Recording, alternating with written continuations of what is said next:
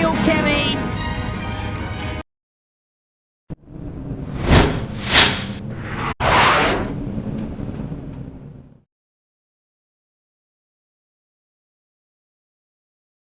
Dragons Lair and Space Ace, we actually overlapped the two productions. You know, his team, once they delivered all of their scripting and some of their storyboards, they jumped over on the Space Ace concept, and we started to receive that information. So when Don was done storyboarding and posing for the scenes and sequences of Dragons Lair, he jumped right over on what was coming to him. Yeah, everyone was up to speed at that point.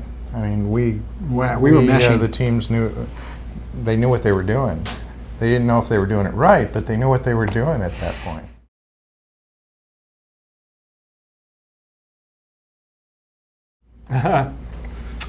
Well, I won that role by default because, you know, we just couldn't find anybody, and we didn't have the money to go out and hire ourselves a really good actor. No, you were the best. No, it wasn't the best, but we could. Well, that's because it was your voice. We thought it was the best. Well, you guys. Paul Shinar would have done that voice very, very well. Paul yeah. Shinar, he did the part of a Jenner in Secret of Nim, but he had a real low bass voice down there. With me, the electronics helped out a little because all I did was growl, you know, like that. Which is hard on your throat. Very, very hard. So then they would take that voicing, and with the electronic, they would push it down and do more stuff to it. So that it really, in the end, as I listened to it, I said, "Are you sure that's me?" Because I couldn't recognize my own voice. But it was fun. It was fun for a moment just being the bad guy.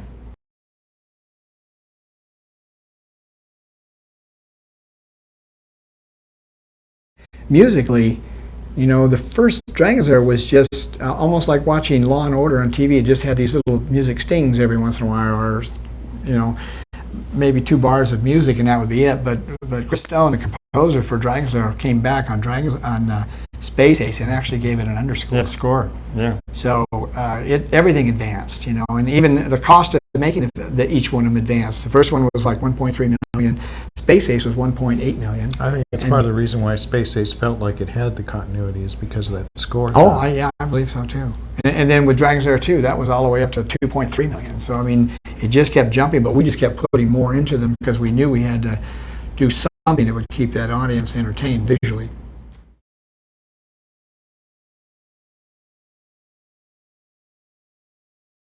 I think we just ran out of time with the cinematronic shutdown and everything. We basically had to change a guard of one of our partners who didn't want to proceed anymore. So what do you do? And remember, now we were 70% done with Dragons Lair 2, which would be about the time that we had the Beast project. I think some minor things done with it. We were getting ready to get going, but when they called and said, look, the bottom's dropping out of the market, and our creditors are getting nervous, and there's being a trustee assigned to the company, and they're going to shut it down. And we said, well, what about the bills? You know, they were leaving us high and dry too. So, and nobody had spread the money. They hadn't. We'd reinvested the money in making the games, but we hadn't cut profits to the 3 companies. They were sitting on all the money.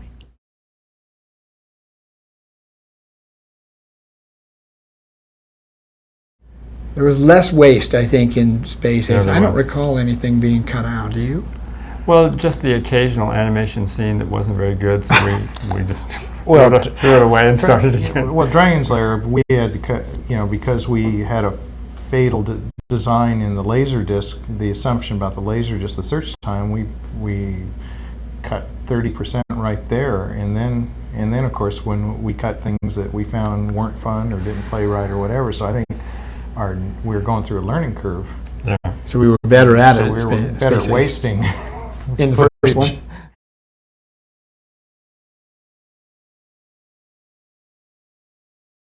My favorite scene in Space Ace probably is them on those power skates where they're going through all the canyons on that very strange environment. But below, I think they're right below at the bottom of where Borf's main camp is.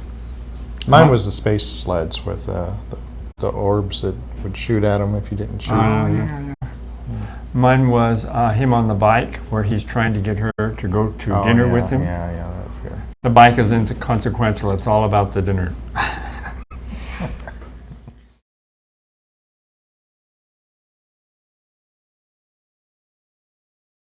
we've had all the artwork for almost everything we've done. The Dragon's Lair, our first film in Don's Garage, Banjo the Woodpile Cat, and pieces of all the features, and especially the last three were passed on to us by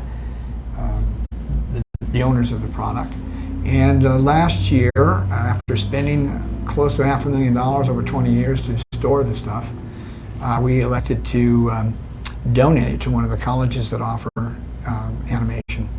So the entire archive, which would fill a 2,000, I guess you'd have to multiply it into a cube. It was very tall shelves, industrial shelves, that every shelf was filled with our archive. And that is all with the Savannah College of Art and Design and at the disposal of those art students.